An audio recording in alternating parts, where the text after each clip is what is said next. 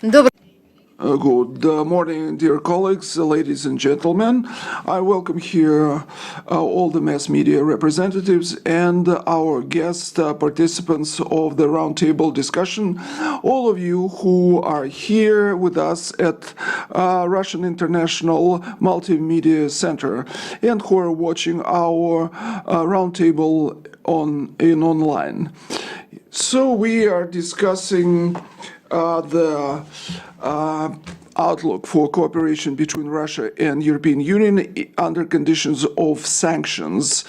And we will be hearing about the report prepared jointly with European Council and Russian International Affairs Council. I will introduce our guests. I welcome here the head of Eastern Europe and Eurasia, the Fund of Science and Politics, SWP from Berlin, Sabine Fischer. Also a senior researcher with the European International Affairs Council, Kadri Liik. And now our Russian participants. Here we have extraordinary and plenipotentiary ambassador, vice president of the Russian International Affairs Council, Alexander Aksenyonok. And next to me is the program director of the RIAC, Ivan Timofeyev. And we will start with the report. Sabine, what is so new about in this report? How can we change the situation for the better between in the relations between Russia and European Union? Please.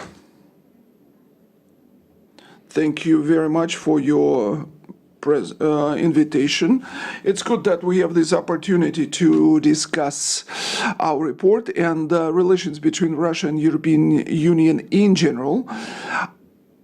I feel more comfortable when I speak English, so I will switch into Russian. English. So before I come to our report and also try to answer your question, I would like to say a few words about the network, which is basically behind this report, because it's not only Ivan's and my product, but really the outcome of 2 years of discussion in a group of experts from Russia and the European Union, which was firstly initiated in 2016 by the European Union delegation here in Russia. It has 35 members, 20 from EU member states and 15 from Russia, and these members represent, let's say, the most important think tanks dealing with EU, Russia, international relations, etc., both in Russia and in different EU member states.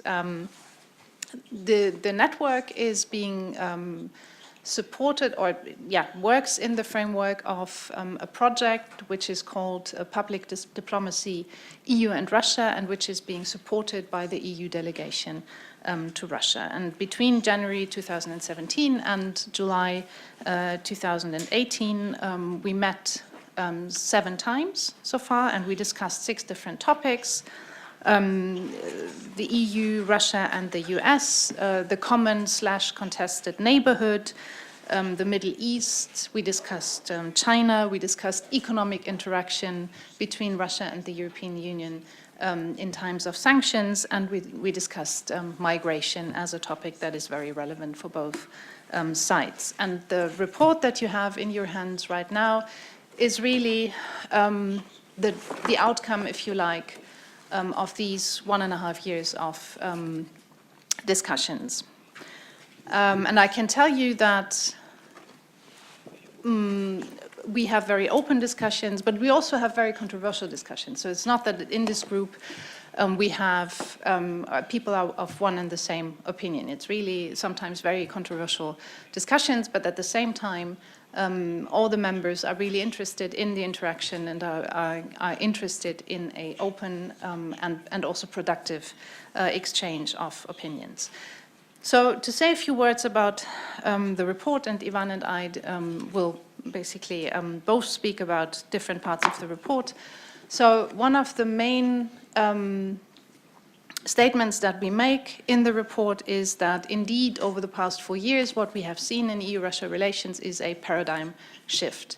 If you look at official documents on both sides, the Russian foreign policy concept, but also EU documents, you will see that there is a departure from what was called strategic partnership before 2014 to something that is basically determined by distrust, by mutual distrust, and both sides perceive one another more like a strategic challenge. So the relationship has changed substantially,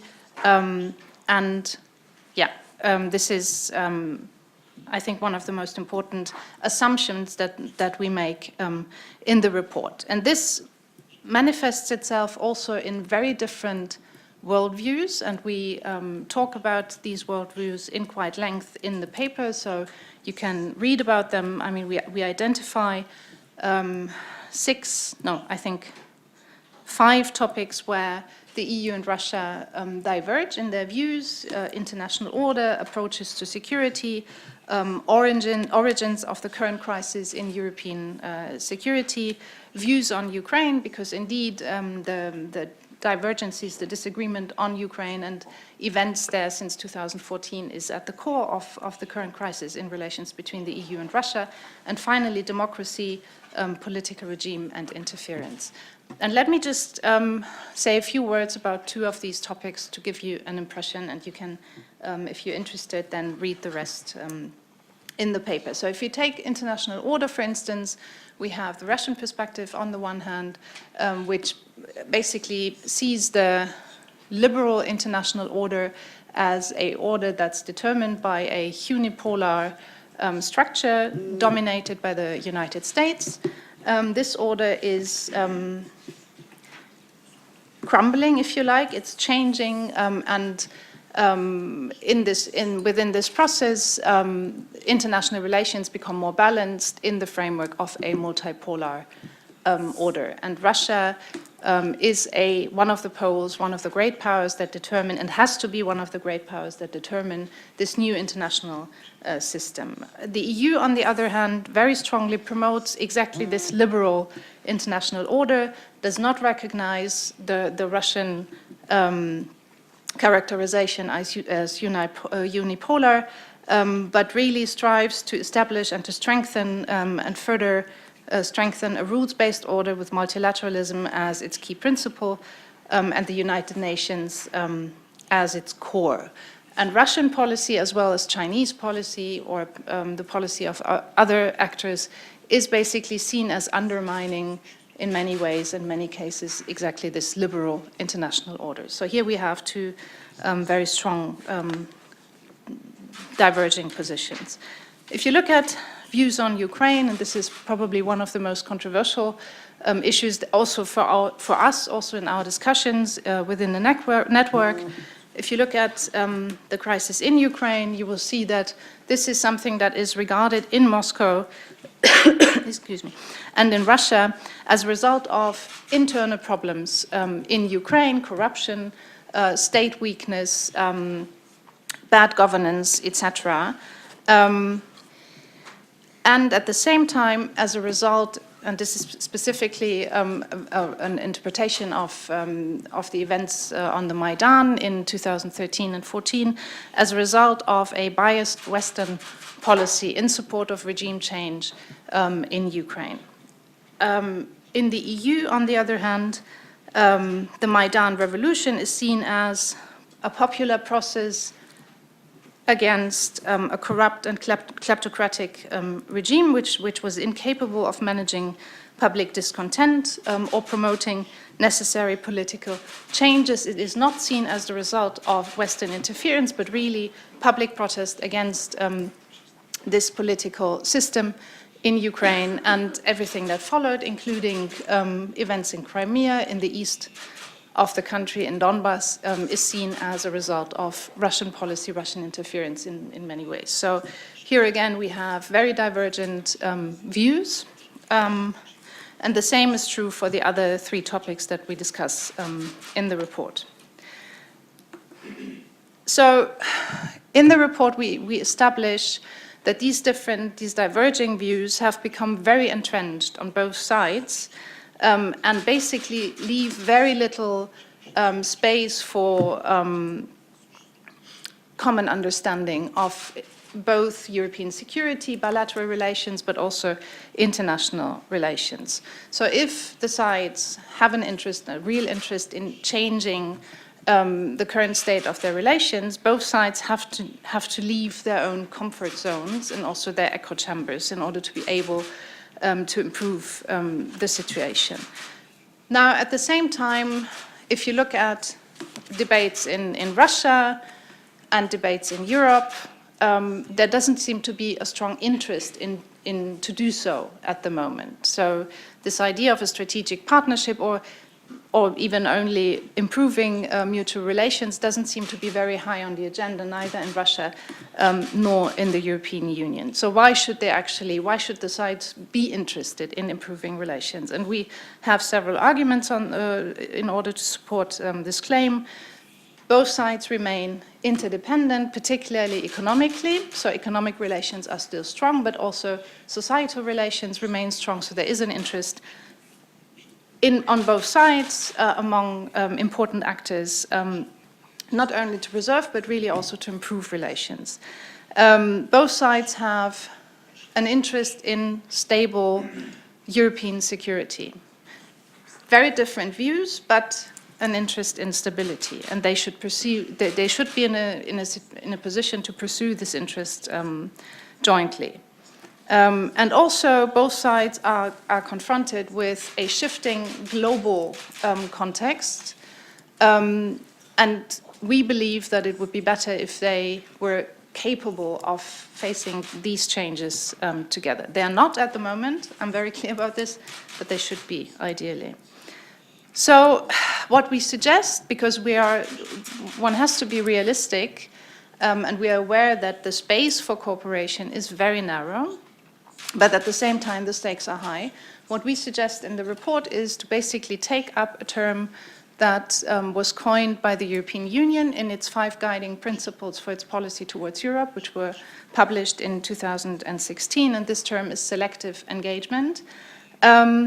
And fill this term with substance. And we had very lengthy discussions within the network about which areas the EU and Russia could focus on in order to do exactly that, fill this term with substance, and Ivan will now give us an overview of the things that we came up with. Thank you very much.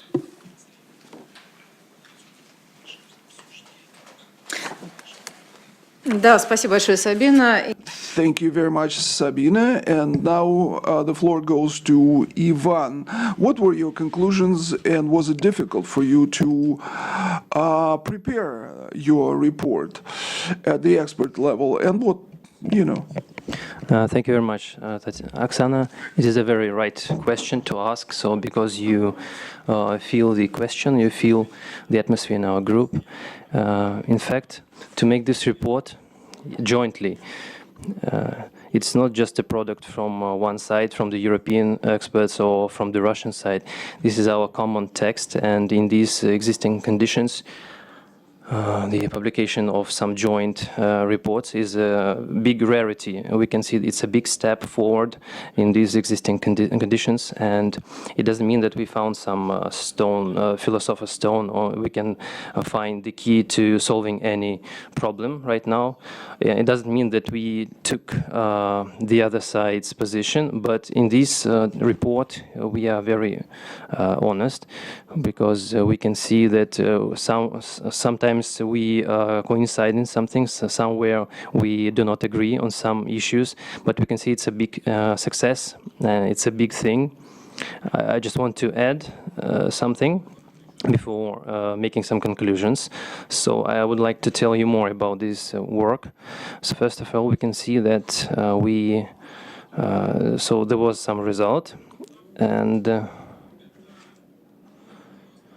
it's not just the problem of our bilateral cooperation and relations. It is very fruitful. It's very difficult to make a nice and fruitful report, bilateral report. You can just pay attention to different formats, discussion formats, but most discussion formats are just some talk shows. People just talk, they hold some discussions, forums, and they just have some dinner, etc. But it's not the thing that we did. We are very honest in our results, in our conclusions.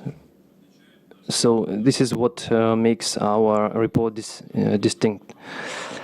So one of the most important things in our report is a strategic approach. We try to see the different sides and aspects of our relations. So we have some other reports, energetics reports, transport reports, and education reports. We can see that there is some cooperation in this field. But there are quite few. So that's why I would like to say that we are the only ones to make some great success. So it's a long-term collaboration. It's more than 2 years.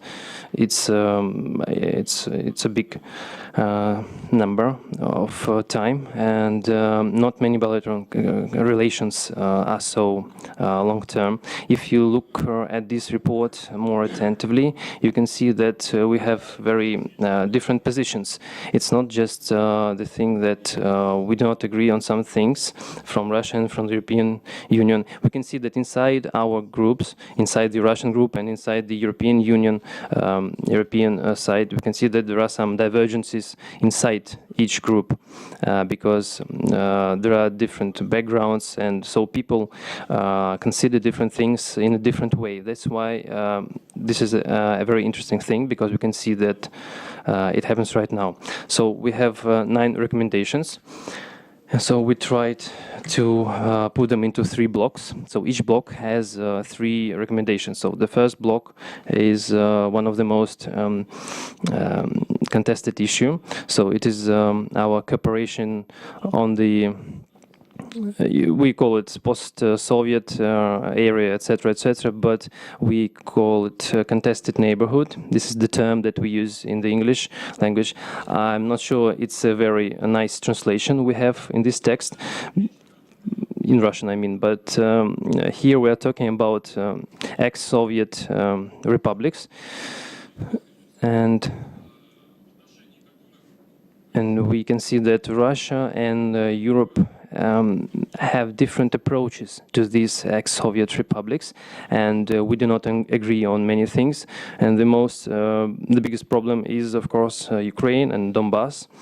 So our first recommendation is our common work concerning the fulfillment of the Minsk agreement. We can see it's very difficult to fulfill it, but right now we don't have any other options except this Minsk agreement. That's why right now we can see that the deployment of some peacemaking mission, at least we can discuss it. At least we can discuss some aspects of this mission, and we should use it right now. Also, the thing that we are interested in, both Russia and European Union, is to avoid some war escalation, because Russia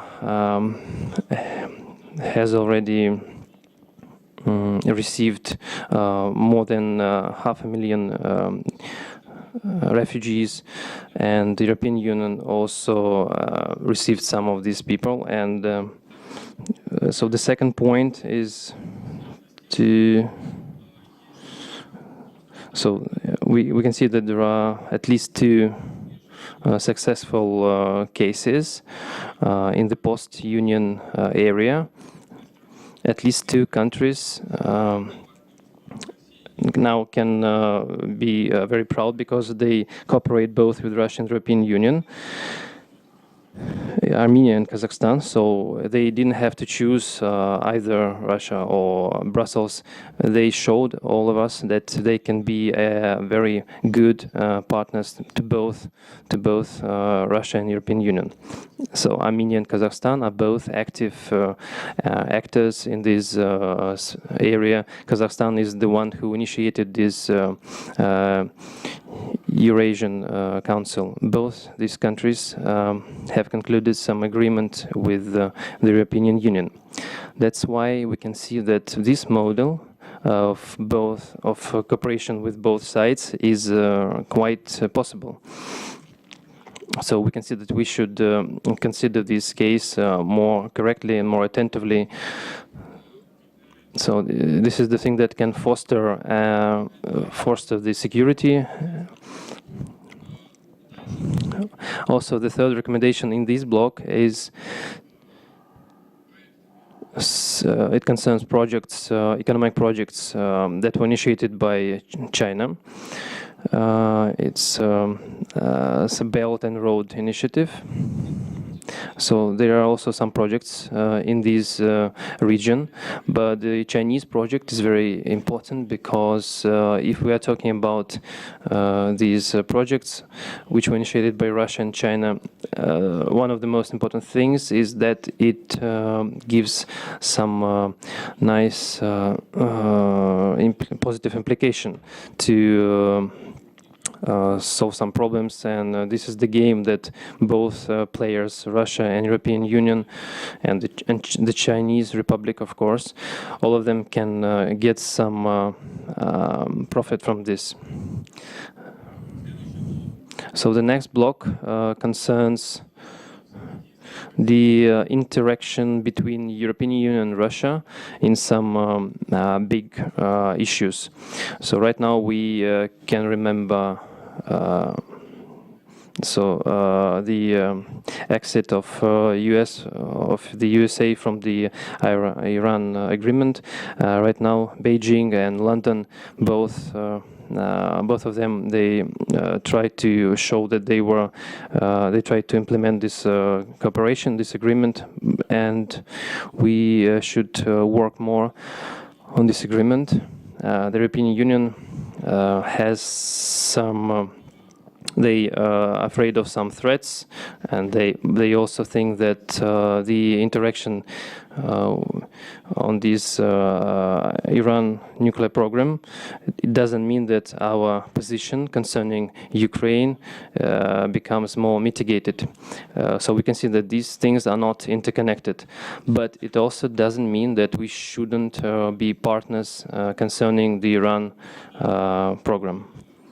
It is not on the report. We discussed this strategic stability, and right now we can see that out of the blue, something happened. The USA said they are going to exit this program. We didn't discuss it during our meetings, so this is my personal opinion.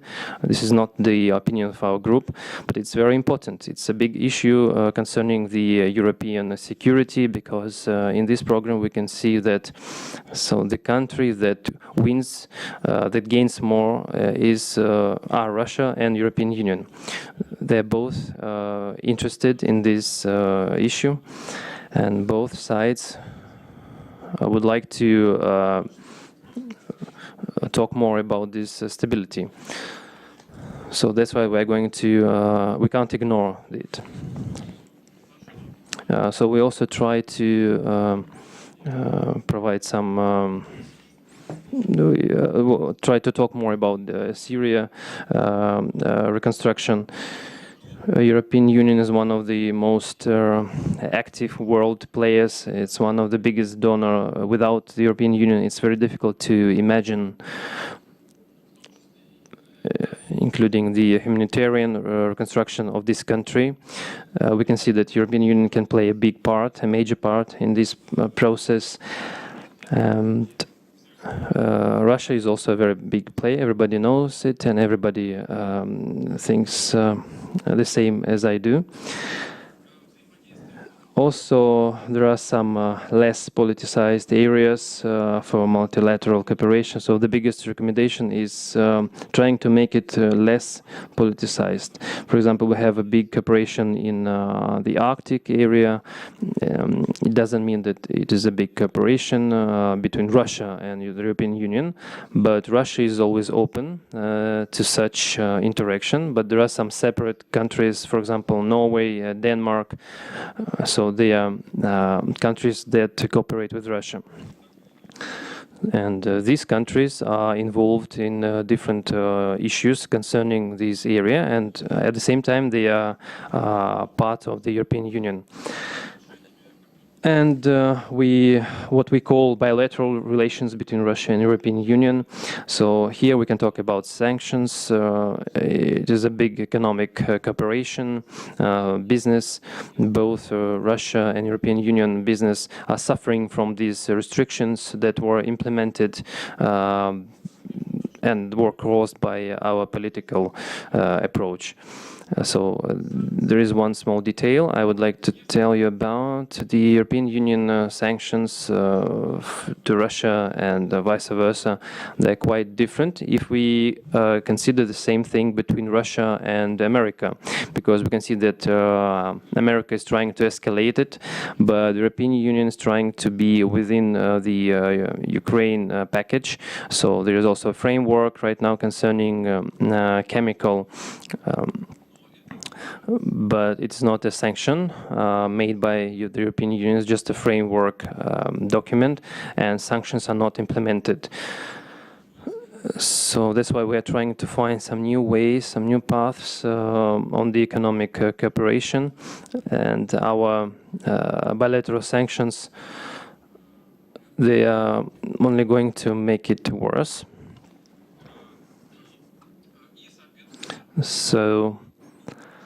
So the best scenario is to avoid these sanctions and not to escalate it.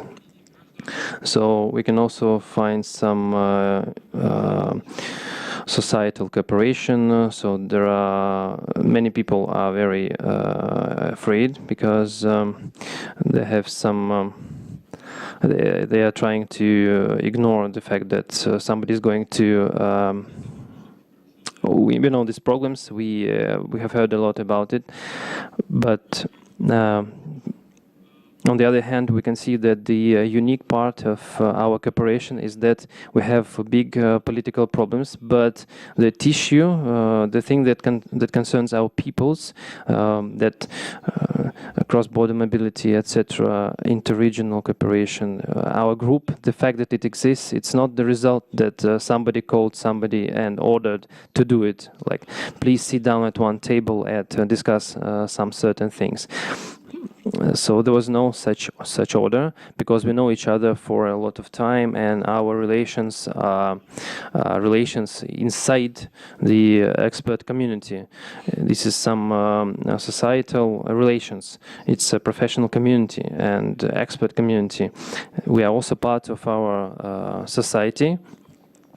So the fact that this report exists right now is it shows that this tissue, this societal tissue, still exists, and so we try to preserve it.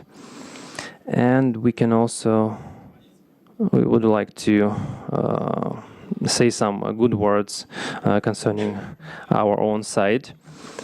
So that's why we would like to develop some dialects, expert dialects. Our best, we should develop our best dialects and the groups.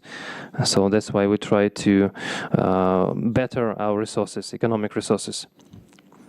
So you are trying to meet more often, to write and to recommend.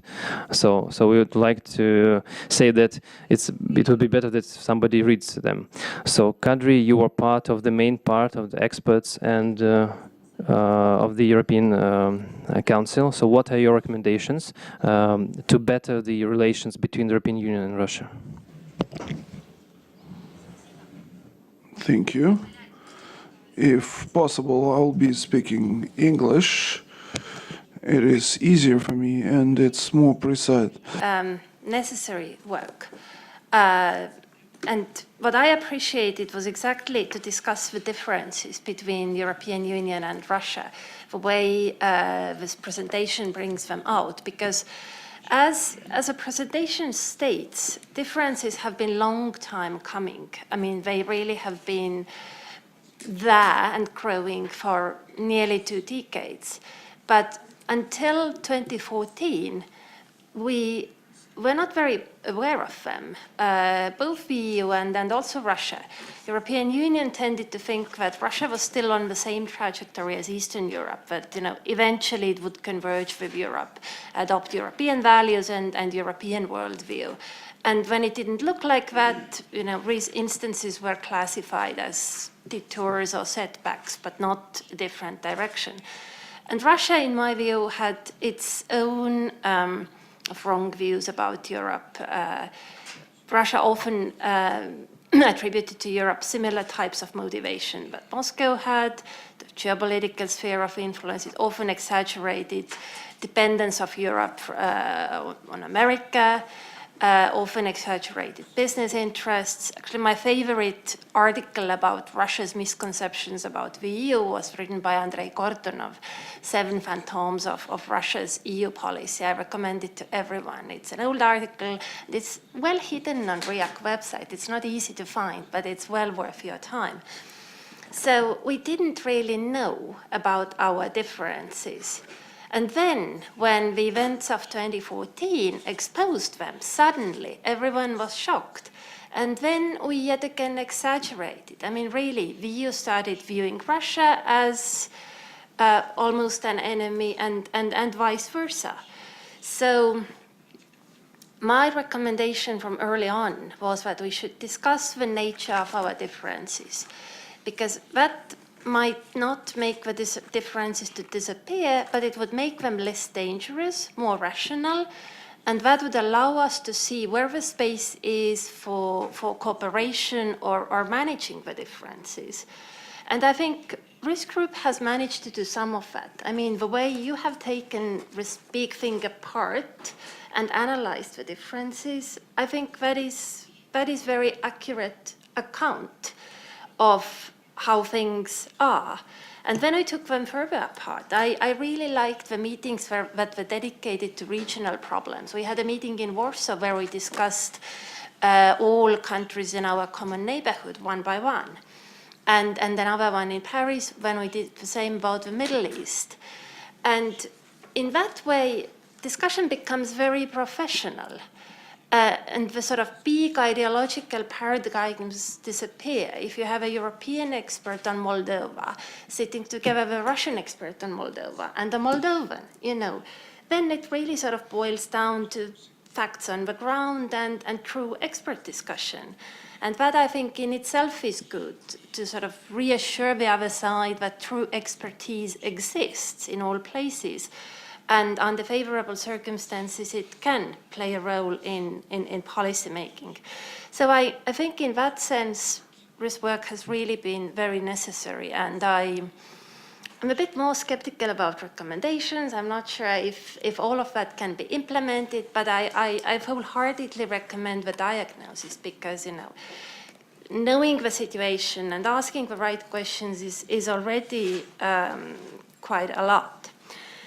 I think it was also very useful to expose the Russian participants to European debate and European participants to Russian debate, because that's another thing where we often have false notions about the situation on the other side. I mean, Europe tends to think that in Russia everything is dictated from the Kremlin and there is no debate.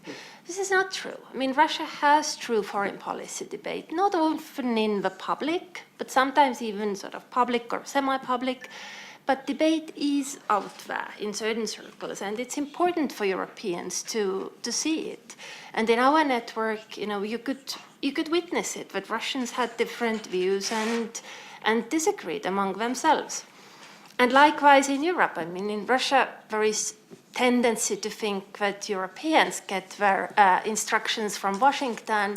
They lack independent foreign policy, they lack proper debate.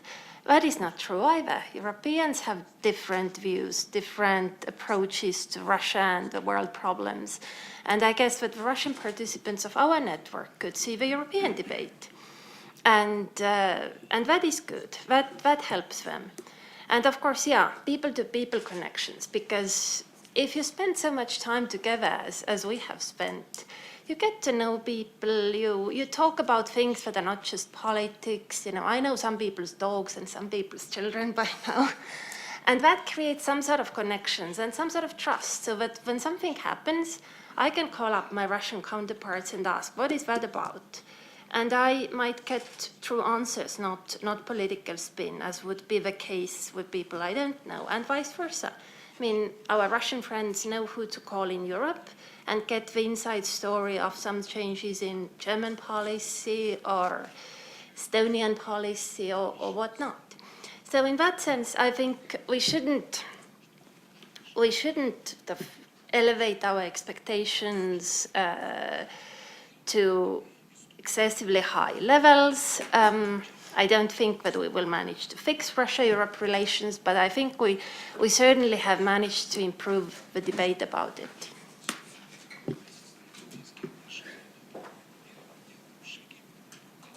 Спасибо большое, Кадри. Thank you, Kadri. And now, Alexander Georgievich, you as an expert from the Russian side participated in the discussion with European Union.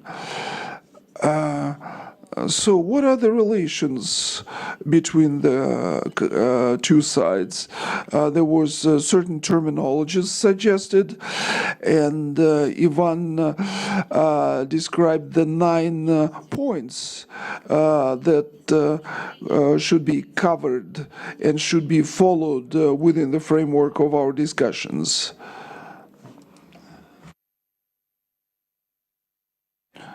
Well, you are asking a very proper question.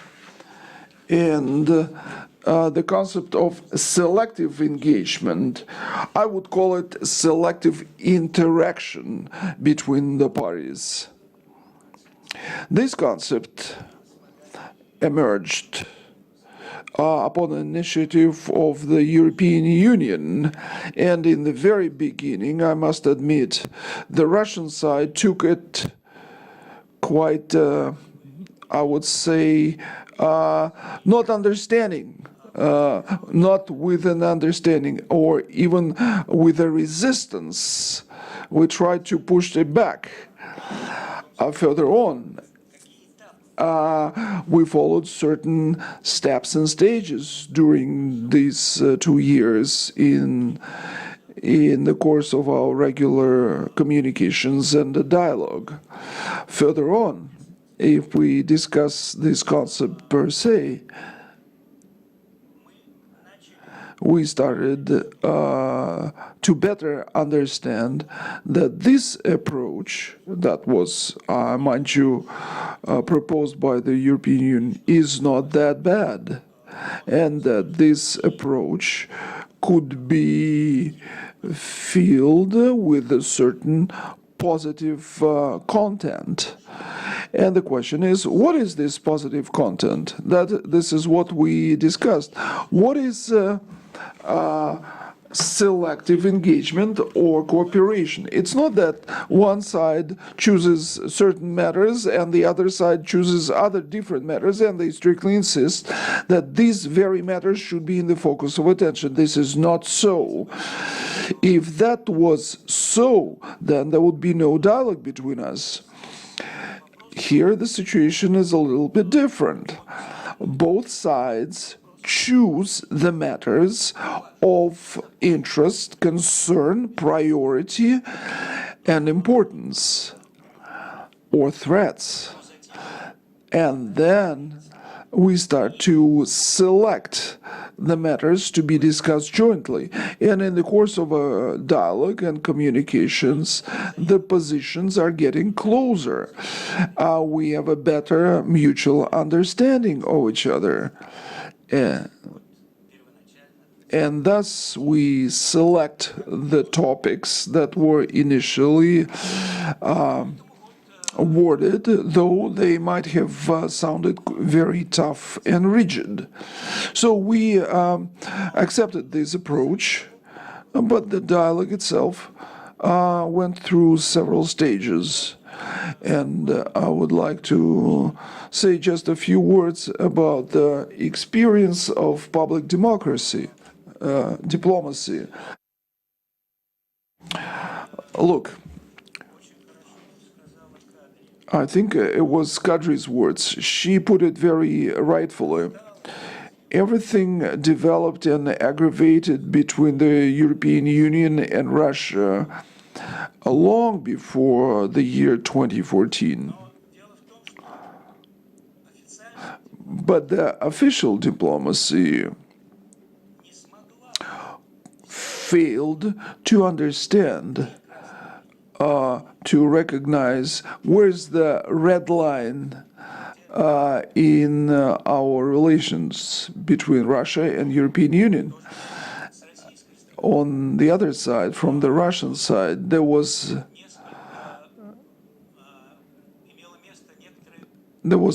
a certain exaggeration of the damage that could have been rendered for Russia by Ukraine's joining into the association relationship with European Union. I discussed this with our leading economists who participate in the talks on the WTO, and they believe that there were chances and opportunities for customs control for the Russian economic space not to be filled with cheap goods posing competition for Russian industry and Russian exports.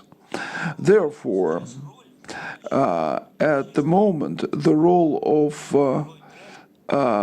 public diplomacy, or the second track, as it is called, it has been developed in the West since 1980s, and the person who put forward this concept, the concept of the second track, the person who developed a scientific approach to this concept was Alf Anders, an American diplomat and one of the active participants and visionaries of Camp David. He recently published a book named Sustainable Dialogue in Conflicts.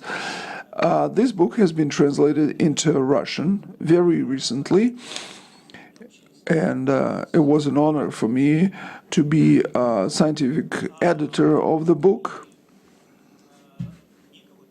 And the book was dedicated to the matter of public dialogue, the concept of sustainable dialogue.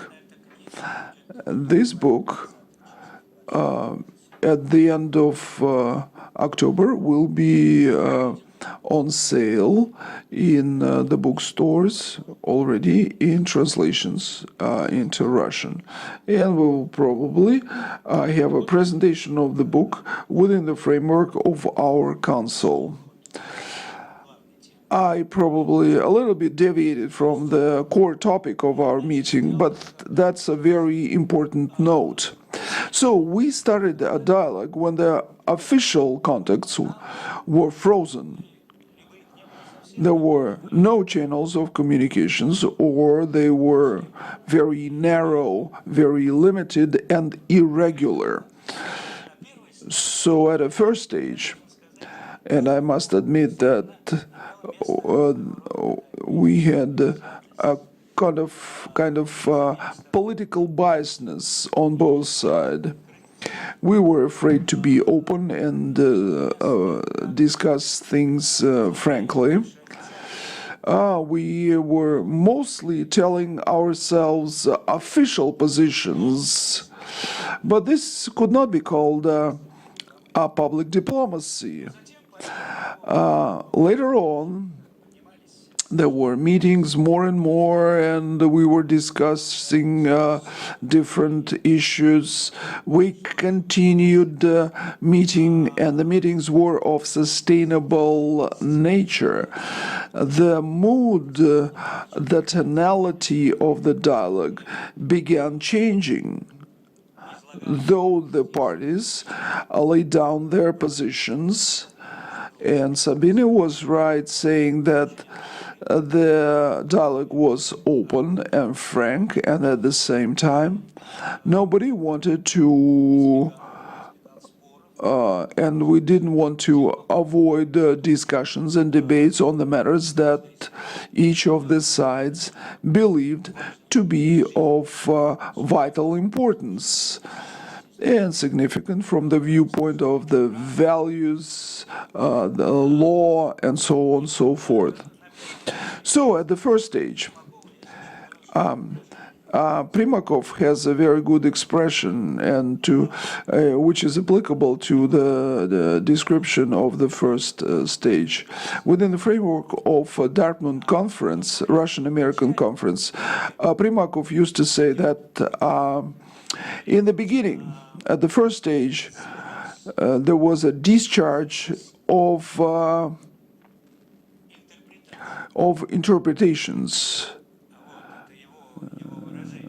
This is his expression. It is necessary. Other people said, you have to release the steam, let the steam go. So we made a way from letting the steam out to mutual thinking, joint thinking within these 2 years. We started thinking about what really happened, what each of the sides should avoid, what lessons should be learned from this situation, and what's more important, how should we move forward. Clearly, we cannot run business as usual as before. How should we interact in the future? And I think it was reflected in the report. And I agree with the host of the show that it would be nice if we could, if both sides, there would be that the politicians, the official politicians of both parties, could have a chance, an opportunity to read this report. It will give them food for thought. It is easier for Russia because we have only one leadership. It's more difficult for European Union because you have many countries, but still you have the leadership of the European Union. And if we compare the current leadership to the leadership you had before the year 2014, I think the current leadership is more realistic in its vision and appreciation of the current situation in the world and the role of the European Union in the world politics, as well as the new role of Russia. Thank you very much. Will there be any additional remarks? So I also have one question. So how are you going to implement this report? How are you going to put it forward? So right now we are presenting it to the journalists, and I hope they will write about it in their articles. So this report is in 2 languages, in Russian and English. So I hope that people will be presented with it in both countries. It's a very important one, and indeed we plan to disseminate the report and the information about the network on both sides. So via email, there has already been one presentation on the report in The Hague. In October, we plan additional presentations in Brussels, in other EU capitals. depending on, interest, etc. Yeah, I think this is what I can say about the European side. Perhaps you want to continue. Ну, я добавлю несколько слов. So I would like to give some additional words. So first of all, the government structures from both sides, they were aware of our work. So we are not working secretly.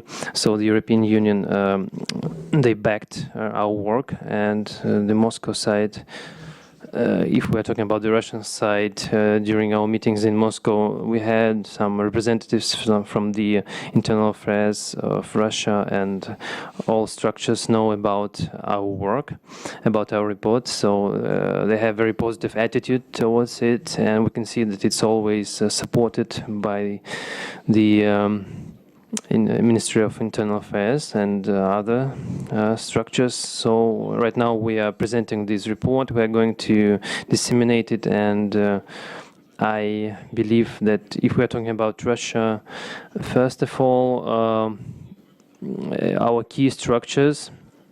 So it's not we're not talking only about the political level.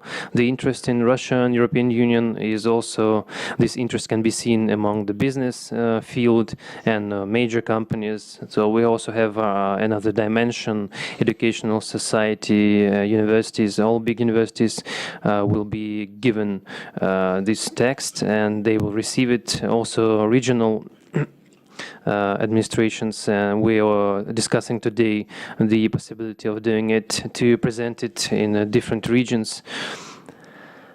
And if we are talking about the regional administration heads, they are always interested in our products, so-called products, and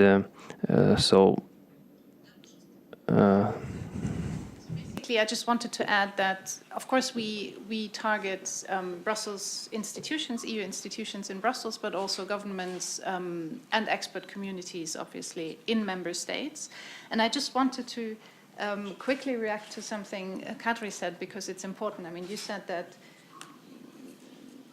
you appreciate the analysis, you're less certain about the recommendations. And of course, you're right. I mean, we have our analysis, we have our conclusions and recommendations, but of course we cannot expect them to basically be accepted and then translated into policy at the political level, and we don't do that. But I think what is important and what we achieved in the framework of our group is to agree to disagree on some issues, to agree on some issues, and to draw conclusions and formulate recommendations, which we offer as ideas to expert communities, but also governments on both sides. And I think this is important, and that's the contribution we as experts can make in a politically very difficult situation. Ну что ж, спасибо. Thank you very much. So right now we can move forward to the questions. So please, some questions. So present yourself. So I have a question to all participants. So I have two questions. So the first question is, do your conclusions take into account the fact that the Minsk agreement was already adopted, but the understanding from both sides of any agreement, the understanding is different if we are talking about both sides. And after the agreement is adopted, we can see that this different understanding goes into the discrepancies and divergency. So the second question is, after going this way, so these 4 years, so if we're talking about the moment right now, if we're talking about Russia and European Union, so taking into account this understanding, so during these 4 years, what can we talk about different issues from both sides? So who's ready to answer?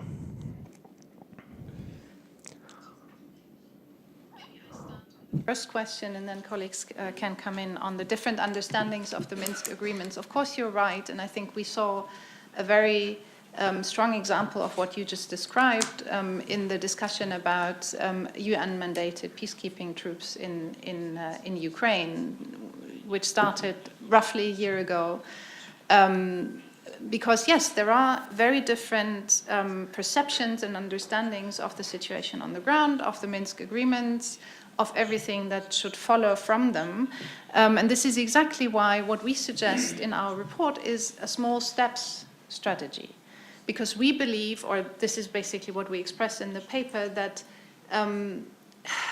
progress can be achieved most likely in a bottom-up process. So make sure that finally there is, at some point, a stable ceasefire, because this is indeed the first step in the direction of rebuilding trust between the parties to the conflict, but also between the international actors involved.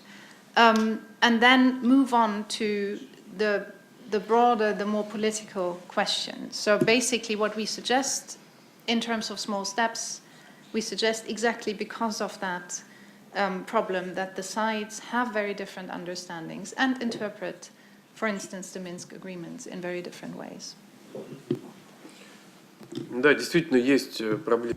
So yes, we have different issues of interpreting the same matter, the same issue.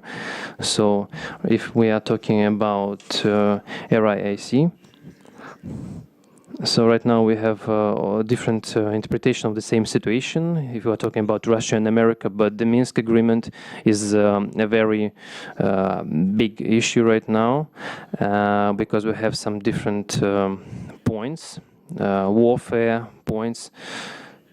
So it depends on, so if somebody shoots or no, this depends. And we're also talking about sanctions and the Russian sanctions at European Union and at Russia. But I would like to put it this way: the key divergence is not the interpretation between Russia and European Union, but between Russia and Ukraine. So this is the bigger problem. So the Minsk agreement should be implemented step by step. So there's first point, second point, third point. But the Ukrainian side interpretation is that we should take this, but then we should take that. So the order is not linear if we're talking about the Ukrainian interpretation. So I would like to back the European Union. I see this position as follows. So the Minsk agreement should be realized, and the European diplomacy, as it seems to me, is trying to avoid any accent on the order of implementing these steps. So in Moscow, we kind of silently back the Ukrainian position, but in Ukraine, they are not satisfied with this support because they want more and more. So we can see bipolar interpretation of the same position. But if we're talking about the European Union, I would like to mention that I can't see any certain position, any clear position. So there is the red line that we can see, and we can see it in any official reports. So the main point for the European side is ceasefire on that territory, stabilization of territory on this territory, and to avoid any victims. So any comments? And I would also like to add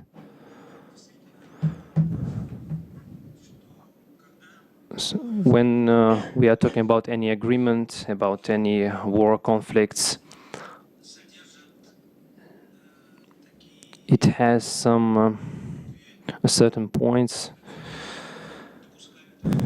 that can provide different interpretations. This is the backbone of any diplomacy.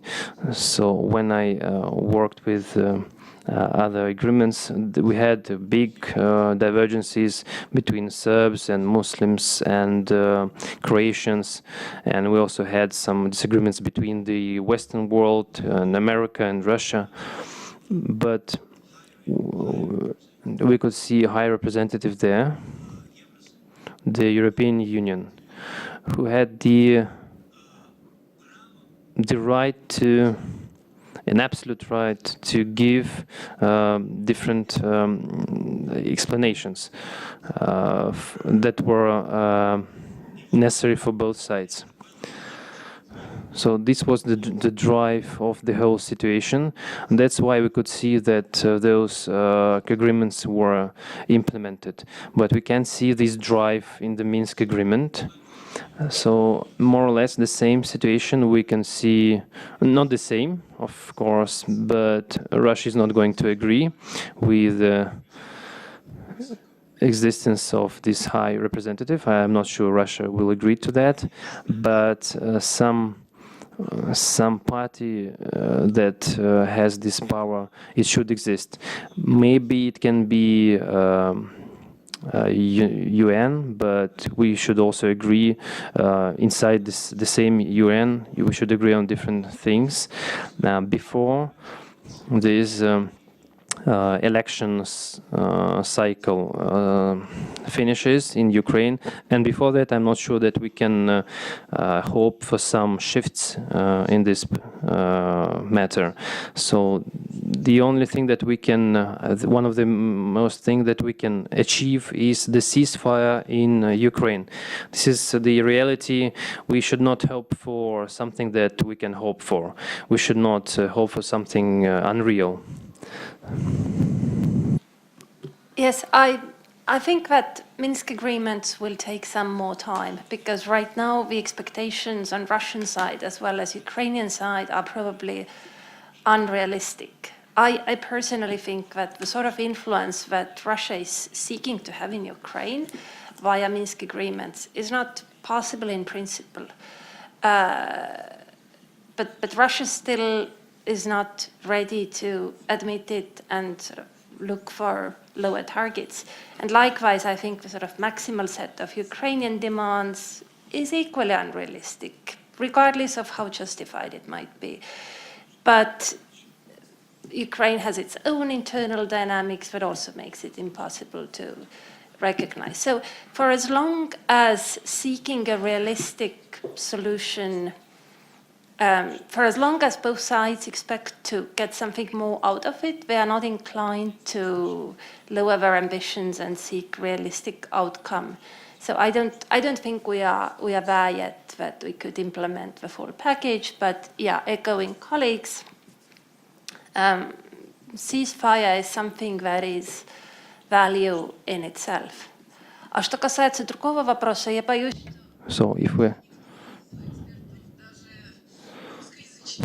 So concerning the second question, we didn't understand it quite right.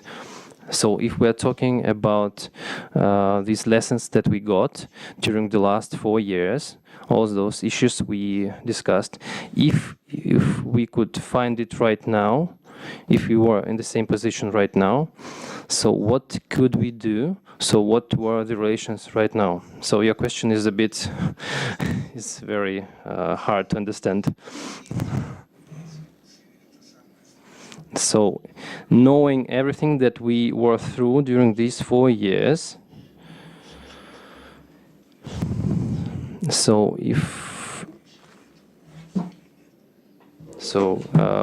could we be more closer to solving this problem? Okay, well, I'm canceling my question. Thank you. Vladimir Anikovich, Regions of Russia, International Affairs Committee. I have 2 questions. Several years ago at UN, there was 17 goals of sustainable development adopted. How do you view the outlook of cooperation between European Union and Russia within the framework of the sanctions? Does the item number 17 is cooperation for sustainable development. Is it possible within under sanctions? Second question: NATO is viewed as the same as European Union here. At NATO, there is a structure, research technology organization. It works on the technologies of the future. Interaction of your expert community and experts of these organizations. Do you communicate anyhow? How do you build the future of European Union and Russian? How do you view the future? Who's ready to answer? Sabine, as usual. Women are in the front. Okay. I will start with the first question. I think indeed that this is a very interesting area of cooperation for the European Union and Russia, even in times of sanctions. And if you look at the sanctions, I think they leave room for cooperation in this area. You know, if you look at certain economic areas, small and medium-sized enterprises, whatever, environmental protection, in combination with economic cooperation, climate change. So I think there are ample opportunities in this area. And indeed, and I think this is something that is being discussed in the European Union. And it was, I mean, three of us attended the Valdai Forum last week. And one of the foreign policy experts on the foreign policy panel said exactly that the EU and Russia should really think about cooperation in the area of climate change. And this is something that is rather advanced on the European Union side, not so advanced on the Russian side, and that this is an area where indeed both sides could benefit from cooperation. So yes, I think sustainable development in the framework of what the United Nations have set as a framework, yes, I think it is very important. Можно? Ну, вы знаете, любой... Any sanctions, as a rule, touch upon the matters of development. I will probably refer to the presentation of Idris Jizai in United Nations. Every year he makes a report at UN, and one of the conclusions is that mutual sanctions deprive the human rights. And human rights is one of the most important parameters of the development, and we must observe the human rights because this is important for the quality of life, and sanctions are detrimental in this respect. The overall climate of our relations does not allow us to realize the significant potential of the European Union and Russia's cooperation, which could have been used for solving the problems of common problems of joint developments. If we look at the dynamics of treatment, the external aid in 1990s and in the 2000s, it was rather assistance via international organizations. Countries paid certain money to international organization, which in turn distributed this help. Now the approach is different. Certain countries, including Russia, and unions of countries like EU, are making a focus on independent program of help and assistance. And of course, we're losing in synergy effect. Now, as for NATO, maybe I'm missing something here. I think we do not cooperate with NATO. We even do not interact with that organization that works under NATO. Of course, we are following the developments, and I would probably argue that you said the European Union is inseparable from NATO. This is very arguable.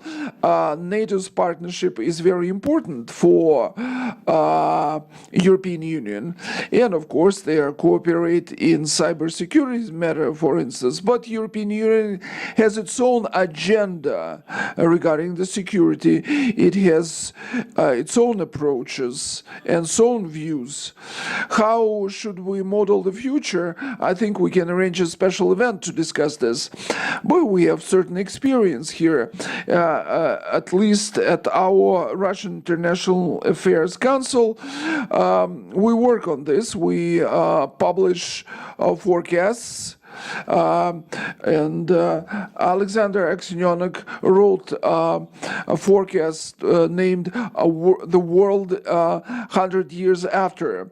So we publish our forecasts. A lot of them may not come true, but we're moving in the right direction, I think. So we also work on this. Additions?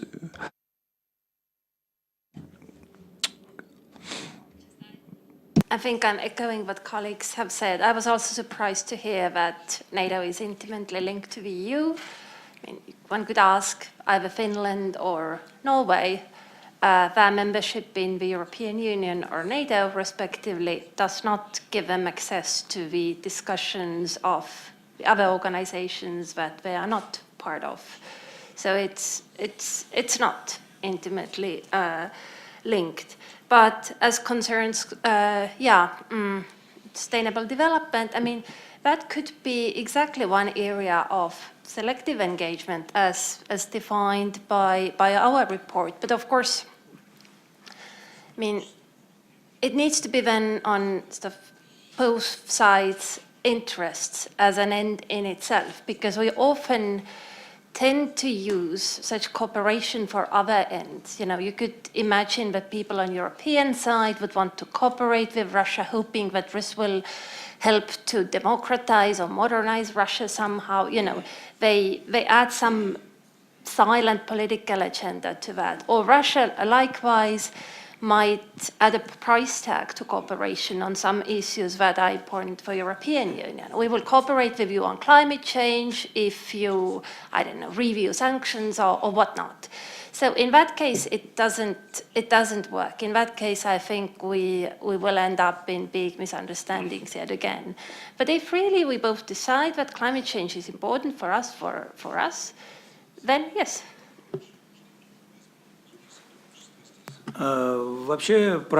Generally speaking, forecasts, especially for the year 2030, that far from now, in the condition the world is now, it's the condition of confrontation, and it's probably worse than the Cold War. The current confrontation is worse than the Cold War that existed under the bipolar system. I would not agree to write any articles predicting the future. But as for the sustainable development and sanction policy, I think here that until the year 2030, certain changes are possible. And let's look at the sanction policy of the United States. Not only regarding Russia, but sanction policy as a whole. These matters are being discussed by expert community, both in the United States as well as in Russia and European Union. These sanctions are becoming, and it's becoming more and more clear. And if we look especially at the decisions by Trump administration in the past 2 years regarding the trans-European economic cooperation, trans-American cooperation, and sanctions in respect to Iran, this all causes a lot of discussions, heated discussions within the United States itself. The trade war with China, all these leads us to a situation when the basic principles, the mechanisms serving basis for the WTO can simply be destroyed. And we're understanding better and better that sanctions may have a certain political effect, which is very doubtful in respect to Russia. In respect to Iran, yes, it's not yet clear. And it's not clear what is here is more when Iran agreed to sign an agreement on nuclear dossier, nuclear files. Was it the United States sanctions, or that Iran was offered a certain alternative?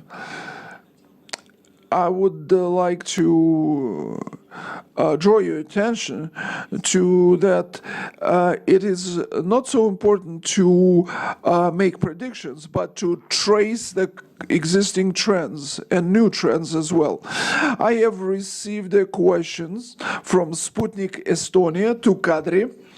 Here's the question. After the introduction of anti-Russian sanctions and introduction of food embargo, Estonian producers lost a traditional market, sales market. Is there a way to establish or re-establish economic cooperation? And what steps can be taken, even theoretically, by Estonian government in this respect, in this direction? And what are the possibilities of economic development between the two countries under the current conditions? Thank you. Estonian producers, if they lack market, then that is because of Russian counter-sanctions, and that is something that is quite hard for Estonia to influence.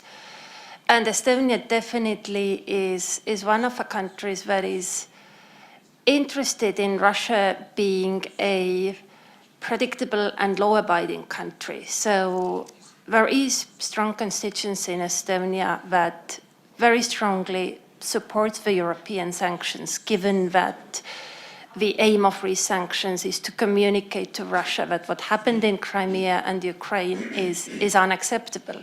So I think that security and international law-related thinking in Estonia is so strong that it basically surpasses any economic considerations, especially also given that, I mean, Estonia has been losing Russian market for a long time. It didn't start. I mean, you could find a lot of Estonian goods in Russian market in the 1990s. But after the economic crisis of late 90s and then sort of 2000s, I think the Estonian presence in Russian market has also been declining.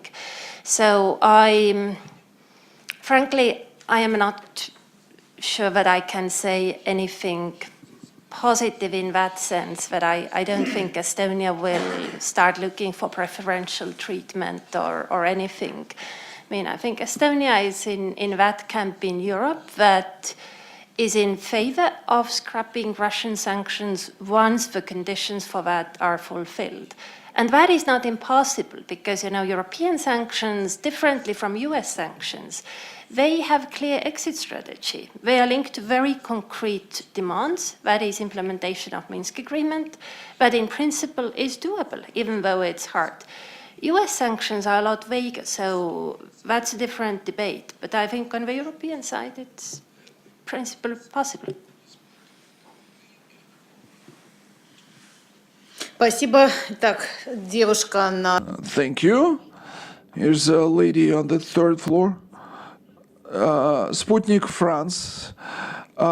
Question about the leadership of European Union and the German position, given the internal position in Germany, and Merkel may go in the near future. Who will be the new leader of Europe? Will it be France? And how this may affect the relations with Russia? Who's ready to answer this? Sabine, please. We were talking about Germany. The question, I mean, first of all, I don't think Merkel's resignation is imminent, so I just don't quite agree with that analysis.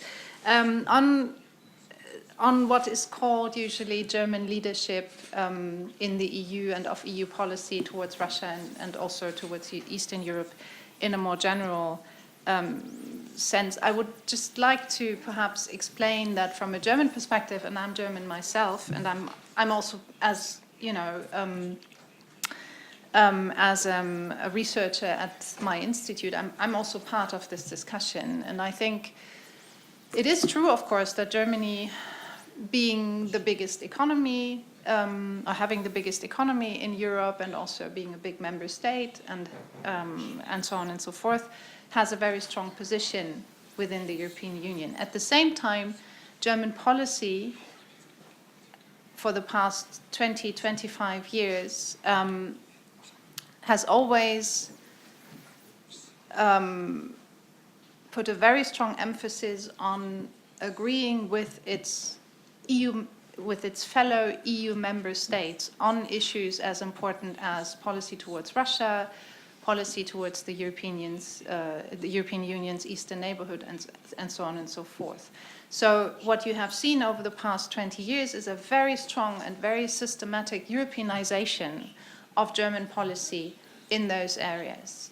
And I think this is very important to understand if we talk about German leadership in the area of, for instance, EU policy towards Russia and towards other countries in the eastern neighborhood. And this should not be forgotten, because from a German perspective, this policy cannot be realized, and German interests cannot be realized without taking into consideration the interests, the perspectives, the narratives which exist in Germany's smaller neighbors within the European Union. And I think this is something that is very regularly forgotten in Russia.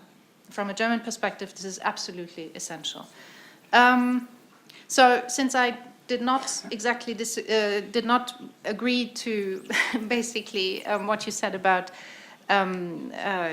Merkel and the German government, I also don't see France taking over whatever leadership there may be in the EU's policy towards Russia. I think Berlin and Paris coordinate very closely. They have been coordinating very closely, and they are very closely coordinating now when it comes to agreeing on positions, on policies towards Russia, towards Eastern neighborhood countries. And I think this is going to continue also at some point under a new leadership in Germany, you know, whenever this may be. So I think this is very important because, again, and I think this concerns the most political parties and political forces in Germany, and definitely, as I understand it, La République En Marche in France. The coordination with Berlin as a key European partner is, and vice versa with Paris, is very important. So I just don't see this, you know, leadership being handed over between Berlin and Paris. So much from my side. I can echo what Sabine said. I think Germany has done very good work fostering European consensus on Russia, and has earned a lot of trust in different corners of Europe. I mean, even the Baltic states that have their own view on Russia, and they haven't always agreed with Germany. Nowadays, there are no problems at all. They trust what Berlin is doing with Russia. And I think the sort of responsible attitude towards the world in general, and understanding that if Europe wants to have a voice in international affairs, it needs to have a voice as Europe, because individually all European countries are too small.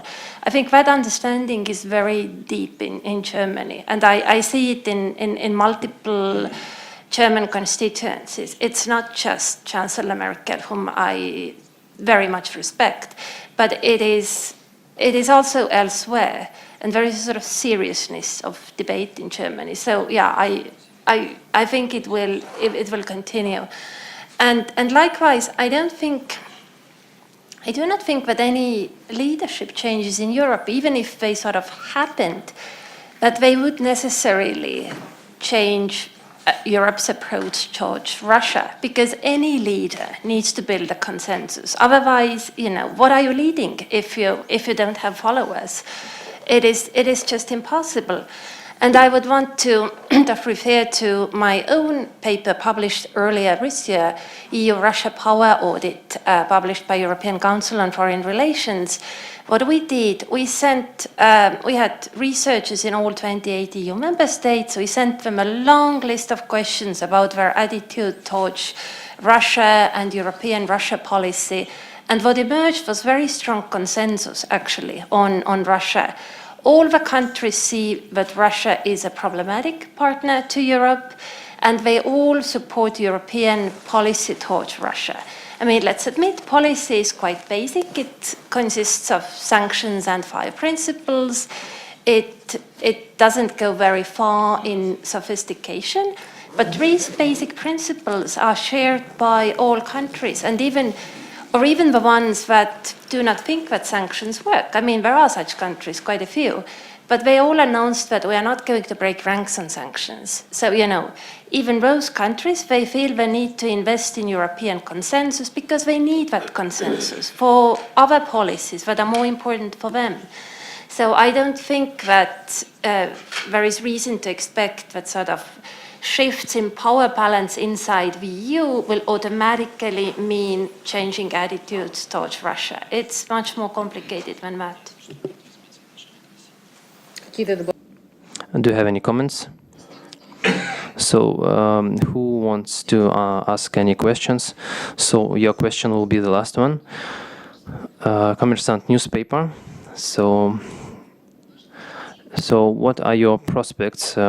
We can see your predictions in the report, but if we are talking about some trends, for example, last year Volcker announced that there will be the more strict approach for the sanctions, and there will be influence in the interim elections. So if we are talking about these trends, so will there be any impact on the relations? So can we hope for some improvement in our relations, not taking into account the third party? Thank you very much for your question. So I'm the guy who is an expert in America. I want to answer this question. We had a special meeting, a special seminar concerning this triangle: Russia, America, and the European Union. And so we spent a lot of time to consider the American factor. We had a separate meeting. Russia, China, and European Union. There was a separate meeting, and if we're talking about these relations, we cannot ignore the position of the US. So you said that we had some issues and problems in our relations between Russia and America. But if we're talking about the sanctions policy of the America, it is quite different from the same policy of the European Union. So they used to be more or less common, but after 2017 they began to differ more and more, because America has a more rigid approach towards Russia, and Volcker said that they will have new sanctions. Maybe some sanctions will be cancelled. But I know that it doesn't depend on Mr. Volcker. He's not the one who abolishes sanctions or puts sanctions. It doesn't depend on him. So now the National Congress is going to take part in it. And so the tragedy of the American diplomacy is the fact that on the one hand, America Americans, the American Congress, administration, president administration, they can put some sanctions, but American diplomats cannot use it during some debates with the Russian side. So, for example, can you guarantee that if we concede here and here, the American Congress will abolish sanctions? But nobody can provide for that from the American side. So they signed, for example, the Iran agreement, but after that they just walked away from it. And we can see that they are in a very difficult position. So if we're talking about our side, we can see it in the documents. One of the most vital elements of the American jurisdiction is not concerning Russia, but also concerning other countries, is a very close coordination with the European Union. So we can see it in the law. So the European Union should take part, should also invest in this policy. But also we heard today that there is a false opinion that the European Union is quite different from the American position. We can see that the European Union has its own approach. It doesn't mean that people in Brussels love Moscow more than in Washington, but the European Union has its own interests, and they have more deep economic relations with Russia. They need this consensus when they take some decisions, and the European Union is is a player, is a separate player, and it becomes more and more independent from the US. We cannot ignore America. After its exit from the Iran agreement, America is not going to suffer. We know it. Only intercontinental missiles can reach it.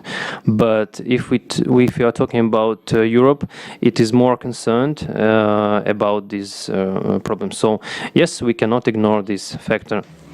With what Ivan just said, and I mean, I said at the beginning that one factor that, of course, had an influence on our discussions was the changing global context of EU-Russia relations, and of course the United States, and shifting US policy, and US policy has become much less consistent over the past 2 years. This is an extremely important factor, and you know that there is now a discussion in Europe, within the European Union, about strategic autonomy, because EU member states and EU institutions have a sense that the transatlantic relationship is changing substantially. Again, this is not new. Like the crisis in EU-Russia relations did not start in 2014. I mean, this strategic reorientation of US foreign policy is something that's been evolving over the past 10 years, actually. But of course,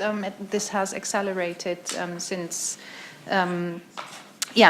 the election in 2016. And this is something that needs to be taken into consideration. I just wanted to add an information because, I mean, what we presented today is an interim report, and this is exactly what it is. It's an interim report because we will continue to work, and we're now preparing for the second round of meetings, which will take place in 2019 and 2020. So there will be more output, more publications, hopefully more discussions, and obviously, you know, your question will accompany us also in the next 2 years. So do you have any comments? I would like to say a few words concerning the American relations, the American administration. Right now, we can see in the world that there is a sense. So there is a very chaotic and unpredictability.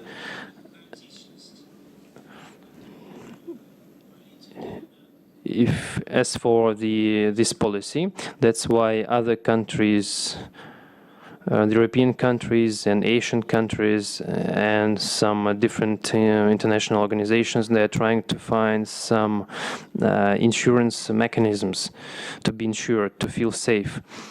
That's why I feel that this is not, they are not trying to foresee the future, unfortunately. That's why different countries go separate ways, and they can get close, and there are some very strange unions that nobody can predict. So this unpredictability of the policy can become a very sudden factor if within the configuration of the world policy. So this is what I think. Kadri, will you say anything? But we are going to round up. Thank you very much. I would like to thank all our experts for taking part in this wonderful discussion, and we're looking forward to your new report that you announced about.